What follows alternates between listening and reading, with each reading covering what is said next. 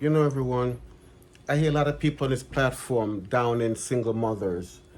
I'm a product of a single mother, and at some point, everybody got to take responsibility. Ladies, I'm gonna hold you accountable too. But for me, I'm a product of a single mother. A mother that woke up at 5 o'clock in the morning and not come back home until 4 in the afternoon. A mother that made sure that I had health care. A mother that made sure I had a roof over my head. A mother that made sure that I was provided and protected. A mother that made sure everything possible that I wanted on this planet I had.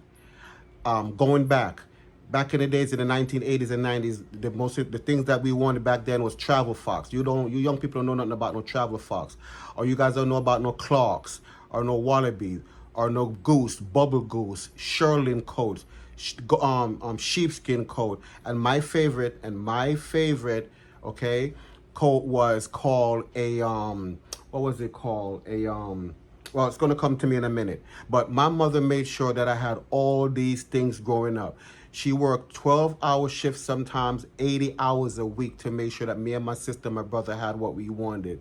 When my mother died, I found out the little things that my mother had that we took for granted, like 3 pairs of shoes, you know, 2 bras, four dresses, you know, little things like that what we take for granted. So when I hear people say they want a feminine woman, how do you work 12-hour shifts, 80 hours a week to come home to be a feminine woman? How does that happen?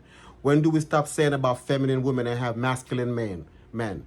If your wife is working 80 hours a week, 80 hours a week, then you need to cut it back so she could work 40, you do the 80. But to come home and talk about you want a feminine woman, when she come home, she needs to do all these things.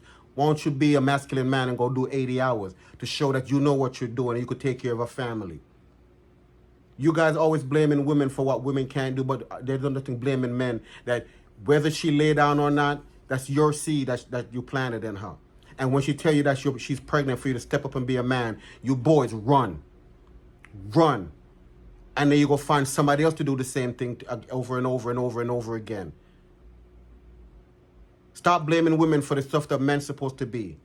And y'all ain't men, y'all are boys running around creating problems in society. And then y'all leave it up to the woman. Well, she should have closed her legs. Why don't you not get on top of her? But I'm not blaming women for none of this stuff. I'm not. Because I was a product of a single mom that went from a home attendant to a registered nurse. Because she understand that her future was with her children and she had to provide for them. Father wasn't around. But when she remarried and her new husband understand what his role was, she cut back her hours to less than 40 hours a week so she could provide for her family, so she could be there for her family, so she could nurture her family and let the man who she married to take on that responsibility. So step up and be men and stop being boys and stop going on this platform and blaming women for everything and calling them slurs and whores and all these type of stuff. Want you all to be men. Cowards.